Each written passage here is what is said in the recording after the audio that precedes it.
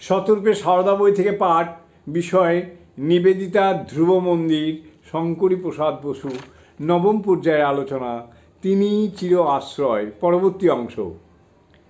ঠিক একই কালে আরেকটি মৃত্যু কথা নিবেদিতা বলেছেন। সে বিবরণে দেখি অনন্য মৃত্যুর আশীর্বাদ সীমা দিয়েছিলেন একটি নচিকেতা বালককে। সে বর্ণনাটি পড়ে মনে হয় সীমা যেন নিজের একটি বালক সন্তানকে সঙ্গে খেলা করছিলেন একটি দ্বার খুলে দিয়ে। অন্য দ্বারে দাঁড়িয়ে তাকে কোলে তুলে নিলেন। নিবেদিতা লিখেছেন, সদানন্দের মুখে আরেকটি মুমূর্ষ বালকের কথা শুনলাম। মা তাকে গঙ্গার ঘাটে নিয়ে যাবার নির্দেশ দিয়েছিলেন। তাহলে কি আমার মৃত্যু নিকটে? ছেলেটি বলেছিল, মায়ের আদেশ, এই বলে ওরা কথা এড়িয়ে গেলেন।